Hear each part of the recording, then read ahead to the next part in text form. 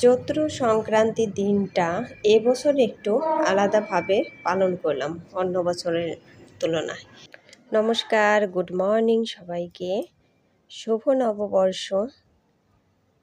আজকে আমাদের হিসেবে চৈত্র সংক্রান্তি, আর আমাদের বাংলাদেশের হিসেবে কিন্তু আজকে হচ্ছে নববর্ষ। আমরা কিন্তু চৈত্র সংক্রান্তিটা আর নববর্ষ দুটো একসাথেই পালন করতে হবে, কারণ বাংলাদেশ হিসেবে নববর্ষ সেই হিসেবে। তার জন্য অন্যান্য বছরের ন্যায় এবছরটা কিন্তু একটু আলাদাভাবে পালন করব। ওই আগের ভাবে পালন করব, কারণ আগে আমরা এই তো সকালবেলা কিন্তু আম ডাল, তারপরে তেতো মানে উচ্ছে ভাজা, নিম পাতা ভাজা এগুলোই খাইতাম। কিন্তু মাঝখানে আবার শুরু করেছি যে পান্তা ইলিশ খাওয়া। তাই এবছর ভাবলাম যে এবছর আবার সেই আগের মতোই করব, কারণ 2 দিন আগে ইলিশ মাছ খেয়েছি। আজকে আর ইলিশ মাছ রান্না করব না, আজকে ডাল রান্না করব, কাওড়া ডাল, সব ডাল মিশিয়ে। আর হচ্ছে মানে আম ডাল এখন খেতে পারি না, ওই আলাদাভাবে টক রান্না করব টমেটো দিয়ে। আর এই ডালটা তো আলাদাই থাকবে। আর তার সাথে কিন্তু বেগুন ভাজা আর উচ্ছে ভাজা এইগুলোই থাকবে আজকের আয়োজনে। আর আজকের দিনে এই সব খাবার খেতে না খুবই ভালো লাগে। আর ভাবছিলাম যে নিম পাতা ভাজবো, কিন্তু নিম পাতা এখান দিয়ে নেই, পাওয়া যায় না, সেই জন্য কিন্তু নিম পাতা পাত এইগুলোই ভাজতেছি। আর এই বেগুনগুলো আমি কিন্তু 20 মিনিট আগেই সব মশলা দিয়ে মেখে রেখেছিলাম। সব মশলা মানে লবণ, হলুদ এগুলো দিয়ে মেখে রেখেছিলাম 20 মিনিট আগে।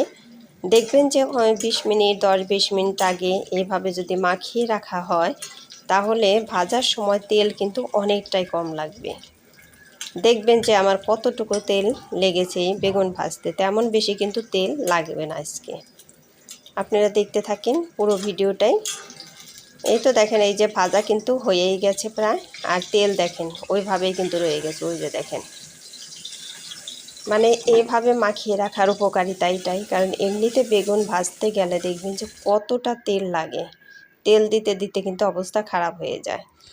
আর এই যে করলাও কিন্তু আমি অনেকটা আগে মেখে রেখেছি এই লবণ হলুদ এগুলো দিয়ে। এগুলোও কিন্তু দেখবেন ভালো মুচমুচে হবে, আর এইভাবে তেলও লাগবে কম। এই করলায়ও কিন্তু অনেক তেল লাগে, সেই জন্য আমি কিন্তু 2 ধরনের জিনিসই অনেকটা আগে লবণ হলুদ এগুলো মেখে রেখেছিলাম। তাতে এগুলো ভাজাও ভালো হয়েছিল, আর খেতেও কিন্তু দারুণ টেস্টি হয়েছিল। আপনাদের দাদা কিন্তু এই উচ্ছে ভাজিটা তেমন বেশি পছন্দ করে না, আর আজকে এতটাই খেয়েছে, মানে বারবার কিন্তু চেয়ে নিয়েছে যে আর একটু এই ভাজিটা দাও, খুব ভালো লাগছে খেতে, এরকম কিন্তু চেয়ে নিয়েছে। আমার বিয়ের পর কিন্তু দেখেছি এগুলো খাই না বা থালায়ও নেয় না এরকম, কিন্তু এই যে এমন অভ্যাস করে ফেলেছে এখন, কিন্তু এগুলো খুবই পছন্দ করে, জোর করে খাওয়াতে খাওয়াতে। আর আমারও কিন্তু এগুলো খুবই ভালো লাগে। আর বন্ধুরা, আমি নিম পাতা ভাজিটাও কিন্তু খুব পছন্দ করি, কিন্তু কাজ হলো না, এবার খেতে চাইছিলাম কিন্তু খেতে পারলাম না। আমরা অনেক বন্ধুরাই হাসতে পারে যে নিম পাতা তেতো, এগুলো আবার কি এত পছন্দ করে, কিন্তু আমার ভালো লাগে, তাই না? আমি কিন্তু খেতে খুব ভালোবাসি, কিন্তু আপনাদের দাদা ওগুলো খেতে বেশি ভালোবাসে না, আমার ভালো লাগে। এই তো যাই হোক, যা আছে আয়োজন এগুলোই রান্না করব। এই তো এই যে টক রান্না করব টমেটো আর আম দিয়ে। আর এই টমেটোগুলো কিন্তু চেরি টমেটো, ওই ছোট ছোট টমেটো যেগুলো ওইগুলো একদম চেরির মতো।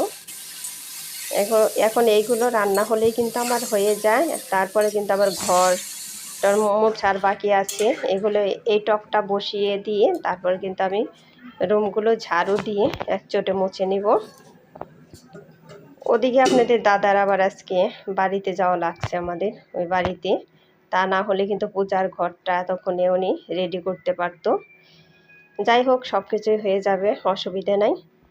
এই তো আমি কিন্তু এখন মোছামাছিও ঝাড়ু দেওয়া কমপ্লিট, এখন এই যে রুমগুলো মুছে নিচ্ছি। আর আপনাদের দাদা আমাকে ফোন করছিল, বললাম এই যে বাজার থেকে আসতেছি। মানে বাড়ি থেকে একচুয়ালি বাজারে গেছে ওই ছাতু বানানোর জন্য যা যা লাগবে তাই কিন্তু আজকে নিয়ে আসতেছে। ওই যে মিষ্টি দই এগুলো নিয়ে আসতেছে, আর কালকে তো মদন কলা বাতাসা ওগুলো নিয়ে আসছে, আর আজকে এগুলো আনলো। আমি বলছিলাম যে দই আনবা না দুধ আনবা ছাতু বানানোর জন্য, বললো যে দই নিয়ে আসবো, তাই কিন্তু নিয়ে আসলো। এখন বন্ধুরা আপনাদের দাদা কিন্তু এখন স্নান করবে, স্নান করে উপরে রুমে চলে যাবে। ওই রুমটাও তো মুছতে হবে, ওই রুমটা কিন্তু মুছে নেবে। তারপরে আজকে আবার ফজরাম্বলির পূজা আছে, ওই পূজা দেবে, আর আমি ছাতু বাড়াবো। আর পূজা টুজা যত যা কিছু সব কিছু আপনাদের দাদাই করবে। আর বন্ধুরা একটা লাইক দিয়ে আমার ভিডিওটি কন্টিনিউ করবেন, আপনাদের একটা লাইক আমার ভিডিওটিকে এগিয়ে যেতে সাহায্য করবে। আর ভিডিওটি স্কিপ না করে পুরোটাই দেখবেন, আশা করি ভগবানের কৃপায় অনেক ভালোই লাগবে। আর আমার চ্যানেলে যদি কোনো নতুন বন্ধু হয়ে থাকেন তাহলে একটা সাবস্ক্রাইব করে বন্ধু হয়ে আমার পাশে থেকে যেতে পারেন। এই তো আমার মোছাও কিন্তু হয়েই গেল, হয়ে যায় না মানে আমাদের রুমটাও বাকি আছে, ওই রুমটাও এখন মুছে নেব, তাহলে হয়ে যাবে। আর এখন বেলা বাজে কয়টা? এখন বেলা বাজে 8টা, আর এখন কিন্তু দিনও অনেকটাই বড় আছে। আর বন্ধুরা এই উৎসবগুলো যদি মেয়েরা বাড়ি থাকতো তাহলে কিন্তু অনেকটা আনন্দ হতো। আমার মেয়ে কিন্তু খুবই পছন্দ করে এইসব, যে কোনো এইসব অনুষ্ঠান, ছোটোখাটো পূজা, এইগুলো যত যা কিছু। এই তো বন্ধুরা আমি কিন্তু এই যে ছাতু বানানো আমার হয়ে গেছে, এখন এই যে ঘন্টা বাজিয়ে নিলাম, তারপরে জুপার কাশথাল এগুলো বাজিয়ে নেব।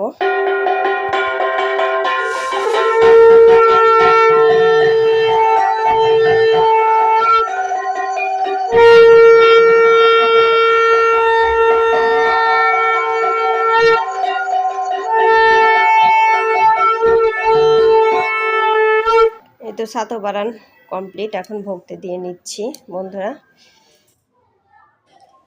গ্রামে অবস্থা খারাপ, এই ছাতুটা তো বানানো হয়ে গেল, এখন নিচে চলেন যাই, নিচে যাই আবার আপনাদের সাথে শেয়ার করছি।